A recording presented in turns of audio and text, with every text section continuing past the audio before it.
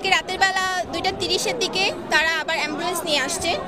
Ambulance নিয়ে এসে লাশ চুরি করতে আসছে। পুলিশ কোনো গুলি করা হয় নাই, এখানে টিন দিয়ে তারা শব্দ করেছে, টিন এবং কিছু ইটের মাধ্যমে তারা শব্দ করেছে। এর ফলে ছাত্ররা ভয় পেয়ে এদিকে দৌড়ে এসেছে। আমাদের যেহেতু কোচিং আছে তো আমাদের আসার কথা ছিল কালকে, কিন্তু কোনো একটা কারণে আমরা আসি নাই।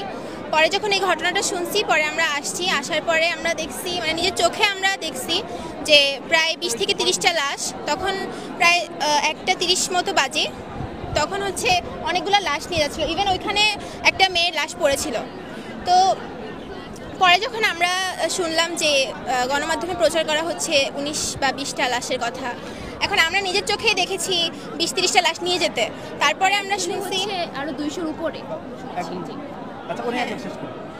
তারপরে হচ্ছে আমরা যেখানে নিয়ে গেছি হাসপাতালে, ওইখানে যাওয়ার পরে শুনছি যে অনেকে মারা গেছে, আমাদের টিচার্সদের বাচ্চারা অনেকে মারা গেছে। তাহলে এখন গণমাধ্যম কিভাবে বলে যে 19-20 জন মারা গেছে? আমরা তো নিজের চোখে দেখছি। প্লাস হচ্ছে আমরা যখন এই ঘটনাটা ঘটছে বাচ্চারা ওখান থেকে হাত বের করে কাটতাচ্ছিল, ওরা জাস্ট হচ্ছে দৌড়াদৌড়ি করতেছিল। ইভেন একটা মিস ছিল, উনি যখন প্লেনটা ক্রাশ হয়েছে তারপরে তো আগুন দাও দাও করে ধরছে, তো তখনই সবাই চলে আসছে এখানে।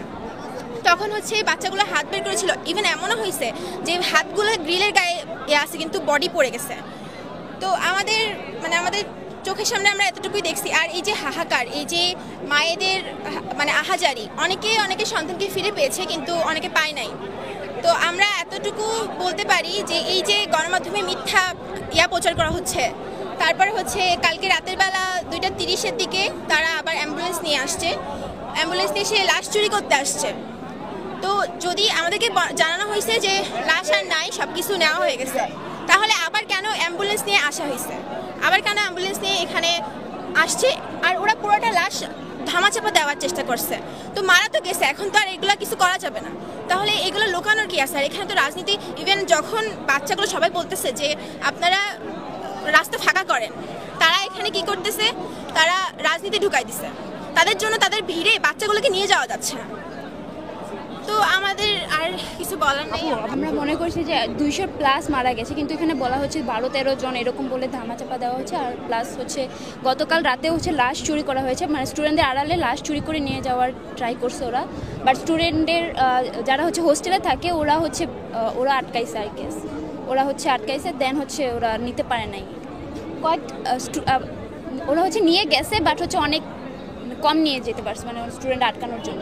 আপনারা জানেন যে গতকালকে আসলে মধ্যরাতে আমাদের আবাসিক ছাত্রছাত্রীদের লাইভের মাধ্যমে আমরা আসলে দেখতে পাই যে মধ্যরাতে রাত আনুমানিক 2:30 বাংলাদেশ আর্মি, নেভি এবং এয়ারফোর্সের সেনা সদস্যরা এখান থেকে গোপনে মধ্যরাতে বালতি এবং বস্তাতে করে কিন্তু লাশের অবশিষ্ট অংশ এবং হাড্ডিগুলো সরায়।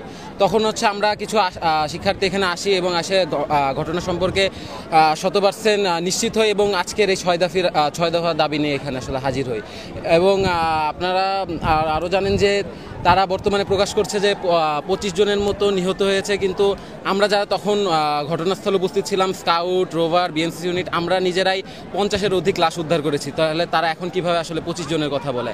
আমাদের ভাষ্যমতে আসলে 100-র অধিক হবে। আমাদের অবস্থানটা বলতে গেলে আমরা এখন আমাদের যারা এসেছেন উপদেষ্টারা, তাদের সামনে আমরা আমাদের 6 দফা দাবিটি প্রকাশ করেছি। তারা বলেছেন আমাদের দাবিটা মেনে নেবেন, কিন্তু এই দাবিটা মেনে নেওয়ার জন্য তারা কোনো ডেডলাইন দিতে পারছেন না। আমরা নিশ্চিত না যে তারা এটা পালন করবেন কি না, কিন্তু তারা বলেছেন যে 6 দফা দাবিটি তারা মেনে নেবেন। আর বর্তমানে আপনারা তো দেখতেই পাচ্ছেন এখানে ছাত্ররা বাদেও, ছাত্ররা ছাড়া অনেক রাজনৈতিক দলের ছাত্ররা এসেছে এবং বিভিন্ন দলের লোকেরাও এতে অংশগ্রহণ করছে। এর ফলে একটু আগেই আপনারা হয়তো বা দেখতে পেয়েছিলেন যে বিশৃঙ্খলা হয়েছিল, একজনকে অনেক খারাপভাবে মারা হয়েছিল এবং অনেক বিশৃঙ্খল হয়েছিল। এবং তারা চেষ্টাও করেছে যে ওই জায়গায় বিভিন্ন ধরনের শব্দ করেছে যাতে ছাত্ররা ভয়ে পালিয়ে আসে। একটু আগে 4-5 বার ছাত্ররা এখানে পালিয়ে এসেছিল তাদের শব্দ শুনে। এখানে কোনো টিনের বা কোনো আতঙ্ক করা হয় নাই, কোনো পুলিশ কোনো গুলি করা হয় নাই। এখানে টিন দিয়ে তারা শব্দ করেছে, টিন এবং কিছু ইটের মাধ্যমে তারা শব্দ করেছে। এর ফলে ছাত্ররা ভয় পেয়ে এদিকে দৌড়ে এসেছিল। মানে খুব সহজ কিছু প্রশ্ন, সেটা হইতেছে এই যে আমরা এখানে আসছি, গতকাল রাত সন্ধ্যা 6টা বাজে অভিযানটা সমাপ্ত ঘোষণা করা হয়েছে। রাত 2টা বাজে এখানে আবার অ্যাম্বুলেন্স ঢুকছে, পুলিশ, আর্মি সহ, দেশের আইন শৃঙ্খলা বাহিনী সহ। সেইটার প্রয়োজনীয়তা কেন পড়লো?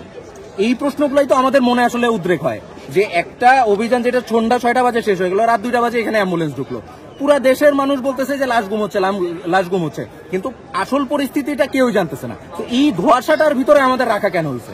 আমাদের প্রশ্নটা খুবই সহজ, যে এই ধোঁয়াশাটা কে সলভ করবে? স্কুল অথরিটি থেকে এখন পর্যন্ত সেটা সলভ করা হলো না। কেন অ্যাম্বুলেন্স ঢুকলো রাত 2টায়? রাষ্ট্র থেকে কোনো করা হলো না। তাহলে এই ধোঁয়াশাটা কেন? আমরা তো আসলে টেকনিক্যালি রাষ্ট্রের সাথে কথা বলি না, আমরা এখনো ছোট মানুষ, টেকনিক্যালি কথা বলার তো কিছু নাই। আমরা তো ঘুরাই পেঁচায় কোনো প্রশ্ন করতেছি না যে আমি আরেকজনকে ফাঁসাবো, আরেকজনকে করবো, হেয় প্রতিপন্ন করবো, এরকম কিছু না। আমার স্কুল, আমার প্রতিষ্ঠান, আমি এই স্কুলের সাবেক শিক্ষার্থী, তো আমার কাছে যে আপনি ধোঁয়াশাটা করে রাখলেন সেইটার প্রয়োজনীয়তাটা পড়লো কেন রাষ্ট্রের কাছ থেকে? এবং কারো কি এই বিবেকটুকু জাগ্রত হলো না, স্কুল অথরিটিরও না এবং রাষ্ট্রেরও না, যে এই বাচ্চাগুলো এই প্রশ্নগুলো উদ্রেক হতে পারে, এই প্রশ্নগুলো এই বাচ্চাগুলোর মাথার ভিতরে ঘুরপাক খেতে পারে, তো সেইটা যে আমরা সলভ করি, এরকম কি কারো উদ্রেক হলো না? শুধুমাত্র এই পার্টিকুলার রিজনটাই আমরা আসলে আজকে স্কুল অথরিটির কাছে প্রশ্ন করতে চাই, এই রাষ্ট্রের কাছেও প্রশ্ন করতে চাই। আপনাদের সহযোগিতা আমি একটা কথাই বলবো, শুধু আইনমন্ত্রীকে বলেন সুন্দর করে এটা সমাধান করতে। এখানে যে এই যে কথা বলে গেছে একজন বাচ্চা, আমরাও গার্ডিয়ান, হয়তো আমাদের বাচ্চা এখানে আহত হয় নাই, নিহত হয় নাই, কিন্তু আমাদেরও বাচ্চা, আমিও মাইলস্টোনের একজন গার্ডিয়ান। তো সেই হিসাবে আইনমন্ত্রী যদি সকালে এখানে ঢুকে থাকে, এখন কয়টা বাজে? অন্তত 4-5টা বেজে গেছে না, প্রায় বাজে। উনি কেন সমাধান করে না এখানে? কেন এই যে উনি বলে গেছে পুলিশে মিষ্টি খাচ্ছে, ঠিক আছে, ওদের খিদে লাগছে, ওরা ওদেরকে দিতেই পারে, এই গার্ডিয়ানের সমাধান করেন না কেন? উনি বাচ্চা পায় না, উনার বাচ্চা খুঁজে দিচ্ছে না কেন? কতজন বাচ্চা মারা গেছে হয়তো 19 জন 21 জন না বলে, সঠিক সংখ্যাটা কেন এখনো বলতেছে না? একদিন তো 2 দিন পার হয়ে গেছে, আজকে সারাদিন, কালকে রাত্রে থেকে মারা বিভিন্ন হাসপাতালে ঘুরে বেড়াচ্ছে, এখনো সঠিক কেন? আইনমন্ত্রী এখানে বসে কি করতেছে? উনি কি দেখতে আসছে? উনি তো ওই এসির নিচে বসে বলতে পারতো, আমাদের সঠিক ঘটনা বলতে পারতো যে আমরা দুঃখিত, এটা তো বলে নাই। উনি তো কিছুই বলে না। উনি এখানে কি আছে আদৌ? আপনারা কি জানেন? আপনারা জানেন? তাহলে এখানে ছাত্ররা যে একসাথে হলো, কেন হলো? ছাত্ররা 1 নম্বর ছাত্রদের কথা ছিল গত রাত্রে 1টা থেকে 3টার ভিতরে কেন অ্যাম্বুলেন্স এখানে ঢুকলো?